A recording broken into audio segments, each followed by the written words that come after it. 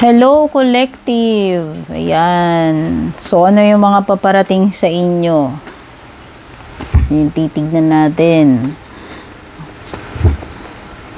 Collective reading po ito. Pwedeng tutugma, pwedeng hindi ha. So, i-manage nyo yung mga expectations ninyo sa reading na to kasi hindi ito private or personal reading. Maraming salamat sa support.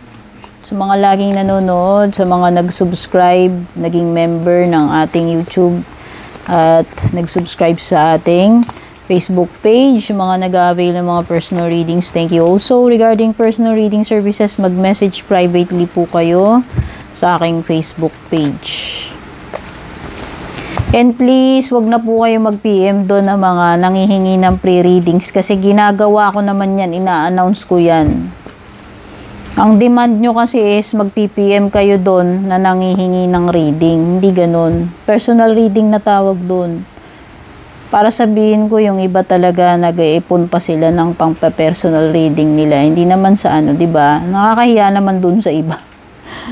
Okay, nagbibigay naman ako ng free. Ayoko lang yung ganun na 'di ba? Oy, personal reading mo ako. Ganun eh. Ang bongga eh. Ako pa yung nahiya, no? So, abangan nyo, ina-announce ko yan sa FB page ko bago ako mag-live pag nagbibigay ako ng pre-reading. Hindi lang ako magkandaw gaga kasi marami akong readings. Okay? So, ikaw na nanonood, kahit anong sign mo, kung makaka-relate ka baka para sa'yo to. Ito yung mga posibleng paparating.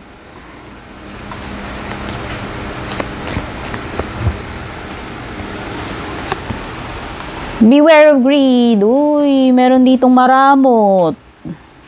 Swapang. Ano pa ba ibang word? Ganit. Hindi makontento. Oh, sino yan? Pwedeng ikaw, nagiging greedy ka, nasisilaw ka sa salapi, nasisilaw ka sa material, o kahit hindi material, nasisilaw ka pa, meron ka na nga. No, yan. Ito ay energy ng hindi makontento. No? Mahirap maging greedy, minsan binabawi lahat, mawawalan ka. Strong emotion, passionate love or hate, either love or hate na nararamdaman. Ikaw man, baka ito, makakatanggap ka ng ganyan. Sino ba itong someone na mag-e-express sa iyo ng matinding emotion?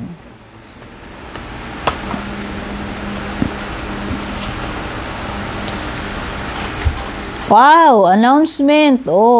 Makinig ka. Babala. Importanteng mensahe paparating sa iyo. Hindi ko alam, good or bad, pero at least, diba, announcement, makakatanggap ka ng importanteng warning, babala, ayan, announcement, impormasyon,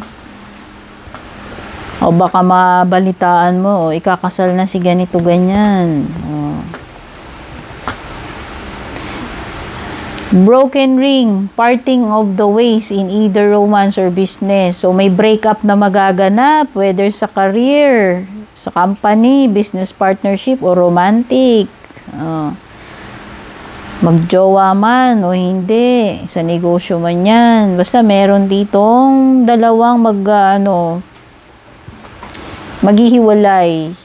Kung pwedeng kontrata ito, pwedeng iba, end contract na. Bigla nakipag-away sa sa kaibigan, sa business partner. Basta mga ganun. O sa jowa. Kumbaga, nag-quits na, nag-decide na, nag-usap na i-end ang partnership, no? Protected from negative forces beyond your control. So, kung may mga hindi magandang mga bad energies, bad na forces na pumapalibot sa iyo, ka mag-alala, poprotektahan ka naman ni God sa mga ganyan ng mga angels mo. No? Pero syempre, kailangan pa rin nating mag-ingat kasi may mga babala. Kasi itong mga forces na to, hindi lang ito tao. forces, hindi natin alam, pwedeng iba, hindi tao, na maaaring magdulot sa iyo ng kapahamakan, masama, ano?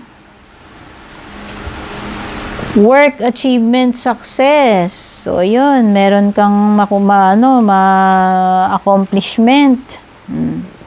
May kinalaman sa trabaho o baka marami kang tipak ng trabaho matatapos o project.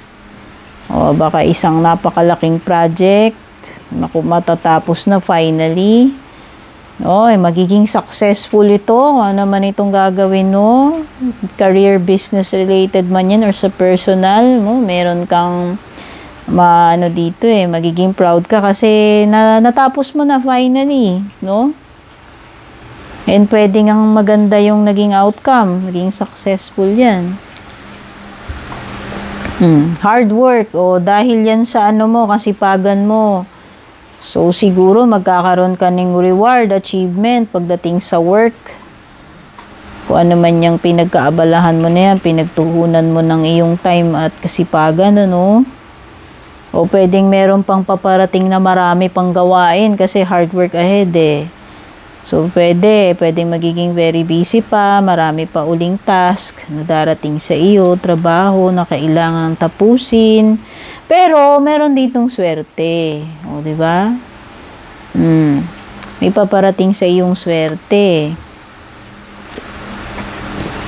Wow, no creative idea. So, makakapagsimula ka uli. Kung meron nagtapos dito, contract, relationship, may mga nag-end sa'yo, merong fresh start na naghihintay. So, may bagong opportunity. May bagong tsansa. Meron uling bagong simula. No? Sa career man yan, sa relationship.